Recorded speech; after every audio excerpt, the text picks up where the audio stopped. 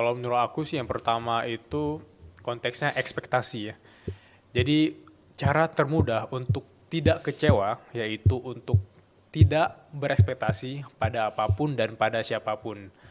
Kalau kita udah berekspektasi, mungkin Safiyah tadi dia berekspektasi kepada temennya atau pasangannya, itu udah tinggi banget tuh kayak, wah ini orang baik banget gitu. Tiba-tiba ada momen di mana dia dikecewakan, itu dia udah marah, udah kesel dan ya kecewa banget. Nah itu yang pertama menurut aku ekspektasi. Yang kedua yaitu itu emang fakta pahit di usia dewasa 20-an. gitu. Iya, iya. Karena orang nggak akan minta maaf dari cara bagaimana mereka memperlakukan kita. Tapi itu mereka malah mempertanyakan, they blame us. Hmm. Kenapa kamu bereaksi seperti itu? Contohnya kayak Iya. misalnya aku diajak ke kafe A, aku nggak ada uang sebenarnya, tapi mereka maksa nih. Ah. Mereka malah nyalahin kita, kenapa kamu ikut sih? Gitu. Tapi mereka nggak minta maaf, ya sorry aku tahu kamu nggak bisa ikut gitu. Ini kejadiannya kayak real ya? Iya. Oke. Nah ini tuh yang aku pikir ternyata bahwa orang-orang itu malah kesel sama tindakan orang. Tapi sebenarnya bukan itu yang harus kita kontrol kan. Ya bagaimana kita bereaksi dan kita nggak usah berepetasi ya karena kita udah baik nih. Aku pernah ingat Bagus pernah bilang bahwa kalau kita mau bantu orang itu cara yang mudah untuk tidak kecewa yaitu kalau kita dikecewakan ya tujuan kita tadi nggak membantu gitu. Ya karena kita emang senang membantu ya, kayak di buku Nunci gitu. So ini aku pikir bahwa kalau kita niatnya baik, kita emang orangnya baik ya it's okay karena kita emang niatnya baik.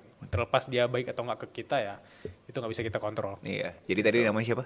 Safiyah. Safiyah. Jadi kalau misalnya kamu berbuat baik, Iya. it's okay Safiyah. It's okay. Kamu udah baik, kamu udah dapat pahala, udah dapat yang itulah emang naluri Tinggal kamu. nunggu aja. Ada yang namanya karma kok. Karma itu bakal ngumpul.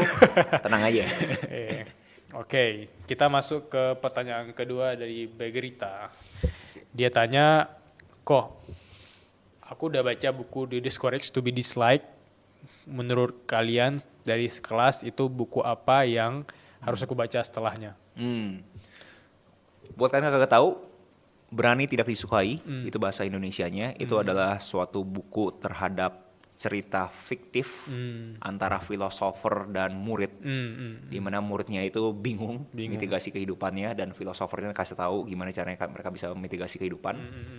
Dan ada satu konsep menurut aku menarik yang sampai sekarang aku masih ingat, ada separation of tasks, di mana itu adalah suatu framework. Kalian itu harus bisa ngebagi aksi kalian ke dua poin. Poin pertama adalah kalian itu harus ngebagi, kalian itu ngelakuin apa yang secara objektif menurut kalian benar.